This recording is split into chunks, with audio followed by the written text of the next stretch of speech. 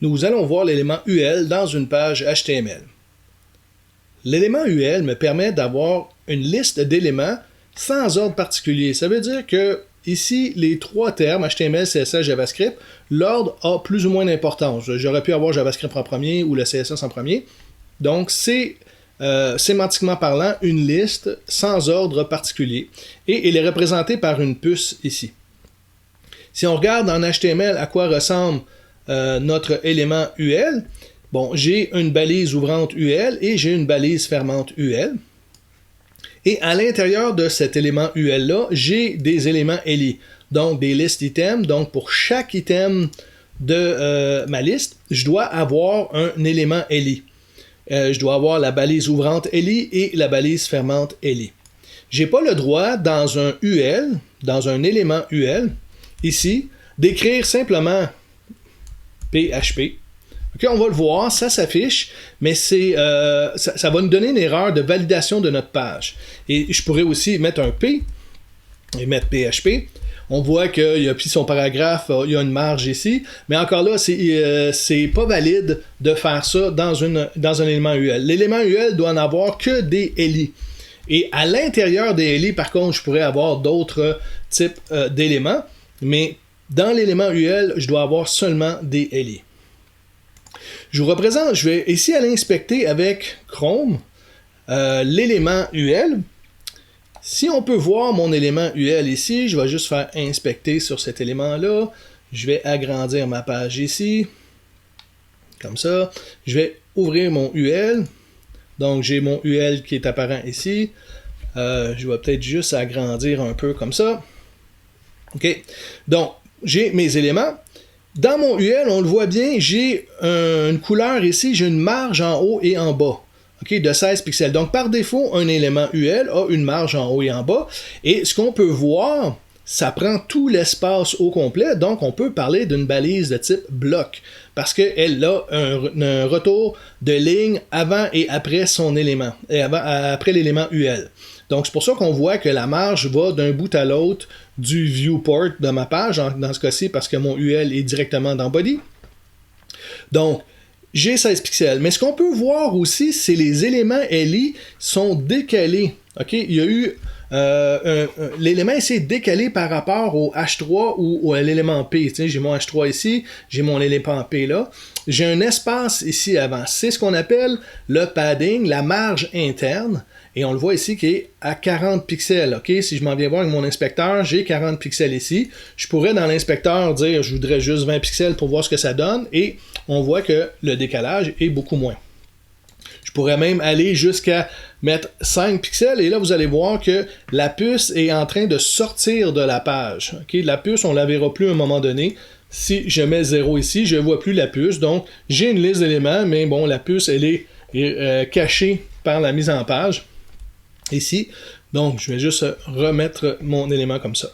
Donc on peut bien voir là, ici que j'ai une marge avant et après, j'ai une marge interne pour pousser la liste, pour l'indenter, et simplement aussi que l'élément UL, ben, c'est un élément de type bloc parce que je prends tout l'espace. Si je m'en viens voir mon élément LI, okay, l'élément LI aussi prend tout l'espace. Donc, c'est un élément de type bloc aussi. Pourquoi? Parce que c'est chaque LI a fait un saut de ligne avant et après.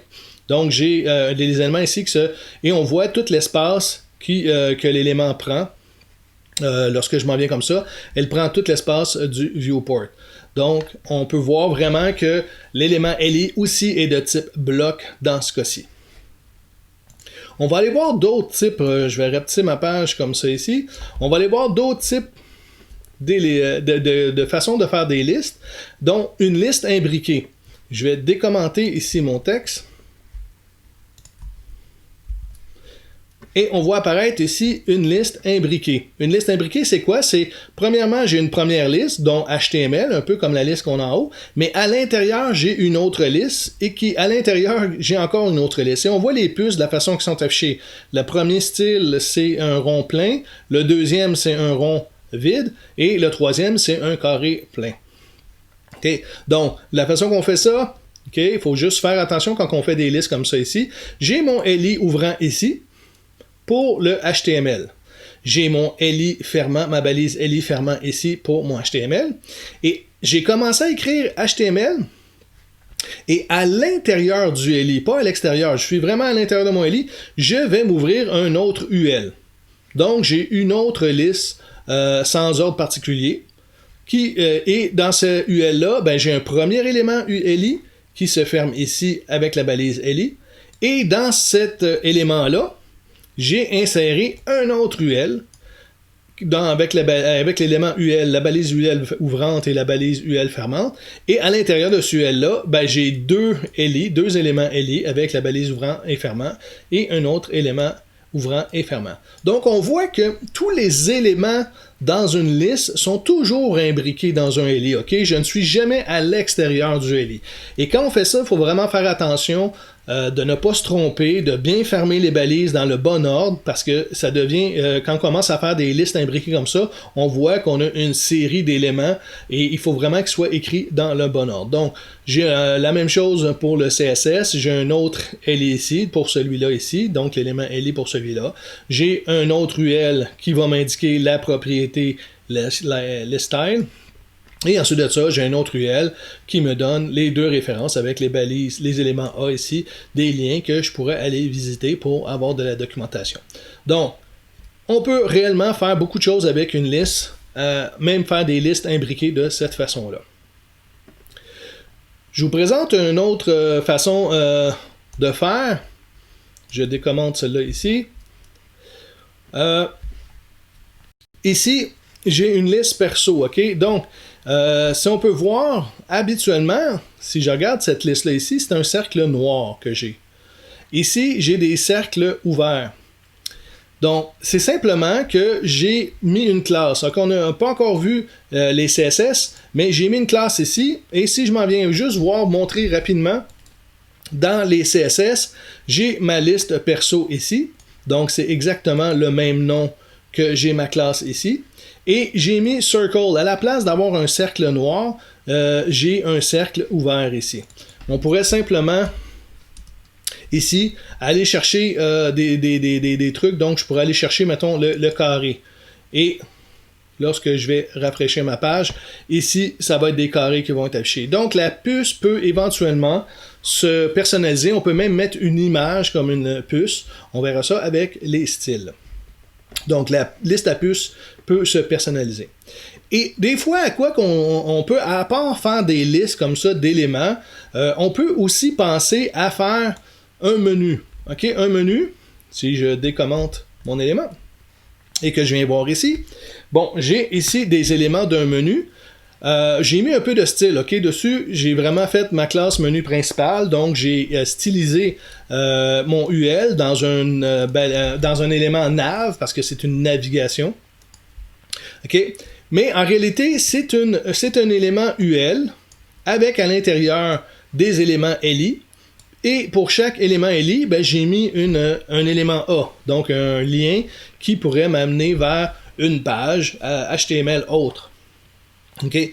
Donc, c'est simplement que ici, au lieu d'avoir la liste une par-dessus l'autre, avec les styles, donc je pourrais aller voir ici, donc ce sont des styles que j'ai insérés sur mon menu pour les avoir un à côté de l'autre à la place, et simplement, j'ai mis une couleur en arrière-plan comme ça ici. Donc, c'est simplement mettre des styles et on peut avoir un menu de cette façon-là. Pourquoi je ferais un menu avec des listes? Ben, en réalité, un menu, c'est une liste de choix de menus, en fin de compte, que j'ai. Et c'est très bon pour l'accessibilité pour les gens qui sont non-voyants, qui utilisent un navigateur qui lit les pages web. C'est préférable pour eux parce qu'il va faire une pause entre chaque menu lorsqu'il va lire la page web dans une liste de cette façon-là. Donc, si on revient juste rapidement sur la liste à puces, c'est un élément de type, la liste à puces UL, c'est un élément de type bloc, parce qu'il prend tout l'espace au complet. On le voit qu'il y a une marge en haut et en bas par défaut. Et à l'intérieur de l'élément UL, je dois avoir des éléments LI, donc des list items. Et pour chaque élément, je dois vraiment avoir un list item pour chaque élément. Et encore une fois, les LI sont de type bloc parce qu'il y a un saut de ligne avant et après chaque élément de mon élément UL. Je termine en vous donnant les références sur l'élément UL de Mozilla Developer Network que je vais mettre en commentaire dans la vidéo.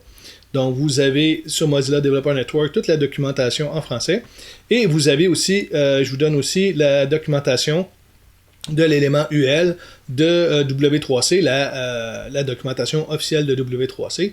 Et aussi, pour les feuilles de style, si vous voulez voir, mettre les éléments avec des listes à puces différentes, mais lorsqu'on va faire des CSS, lorsqu'on va mettre des styles sur notre liste à puces.